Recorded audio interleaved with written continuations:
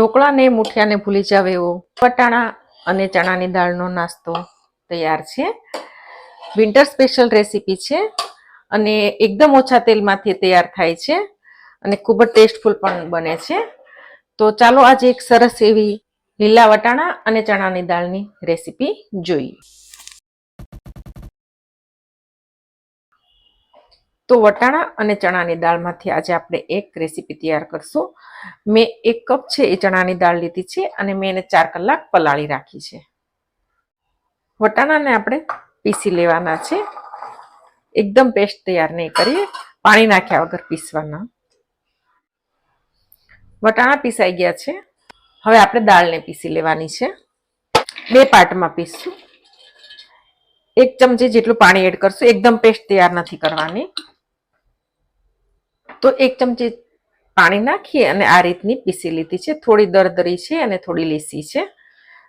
તો એને બાઉલમાં ટ્રાન્સફર કરી બાકીની પણ આપણે આ રીતે પીસી લેવાની છે.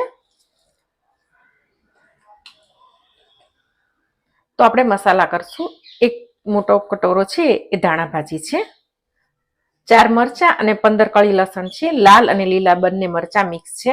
અત્યારે શિયાળો છે એટલે લાલ મરચાં આવે છે તો એ વાટેલા છે. હું તીખાશ બીજી કાંઈ વાપરવાની નથી. 1 નાની ચમચી અજમો છે, 1/4 ટીસ્પૂન હળદર છે, 2 પિંચ જેટલી હિંગ છે, 1 નાની ચમચી મીઠું છે અથવા તો સ્વાદ પ્રમાણે મીઠું. તો પેલા બધો મસાલો મિક્સ કરી લેશું. મસાલો બધો મિક્સ થઈ ગયો છે. હવે ઝીણી સૂજી છે, રવો છે અને એ 1 કપ લીધો છે. આપણે એ એડ કરવાનો છે.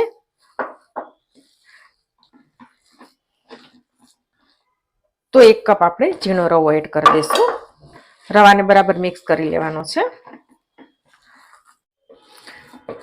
તો રવો બરાબર મિક્સ થઈ ગયો છે.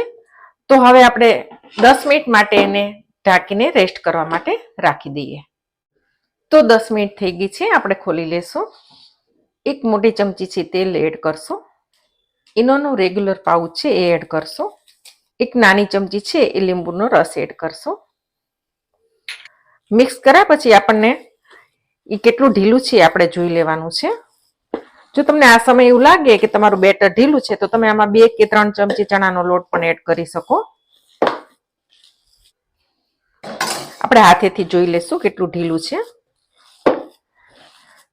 તો આપણું બેટર જે મુઠિયા વાળીએ એની કરતાં થોડું ઢીલું છે, ફ્લફી છે, જો તમે જોઈ શકો છો. તો આપણા બેટરમાંથી આ રીતના આપણે ગોળો વાળવાનો છે. આ રીતે જો એકદમ સરસ શેપ આવી જાય છે તો બેટર એકદમ બરાબર છે.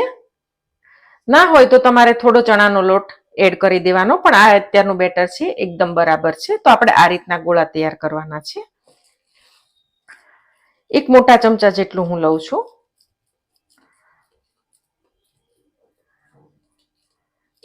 આ રીતનું.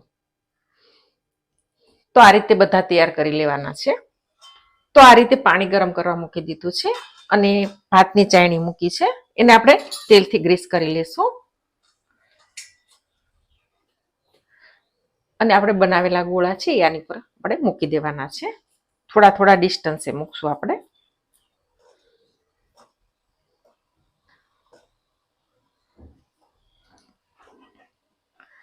તો ગેસની ફૂલ ફ્લેમ ઉપર આપણે એને 15 મિનિટ માટે થવા દેવાનું છે. તો 15 મિનિટ થઈ છે. ગેસની ફ્લેમ ધીમી કરશું અને આપણે ખોલી લેશું. વાવ, આપણે જોઈ લઈએ ચડી ગયા છે કે નહીં. એકદમ ક્લીન આવે છે. તો હવે આપણે બીજો ઘાણ પણ મૂકી દેવાનો છે. એકદમ સરસ ઉકળી જશે અને તૈયાર થઈ જશે.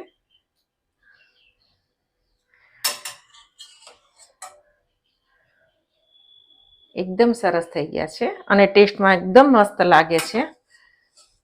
તમે ઢોકળા હાંડવા ભૂલી જશો એટલો મસ્ત આ નાસ્તો બને છે.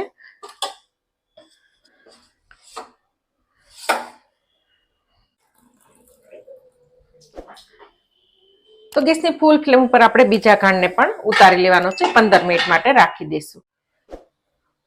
પેલો ઘાણ ઉતરી ગયો છે એ ઢોકળાને આપણે ઉપરથી તેલથી ગ્રીસ કરી લઈશું આ રીતે, જેથી સૂકા પણ ન થાય. અને તમે આને વઘારવાની પણ જરૂર નથી, એઝ ઇટ ઇઝ તમે ખાઈ શકો છો. હું તમને લાસ્ટમાં એક તોડીને પણ બતાવું છું. અને શિયાળામાં આવું હેલ્ધી વસ્તુ ખાવાની પણ મજા આવે છે. તો 15 મિનિટ થઈ ગઈ છે. ગેસની ફ્લેમ બંધ કરી દઈશું. તો આપણે એનું પ્લેટિંગ કરી લઈએ.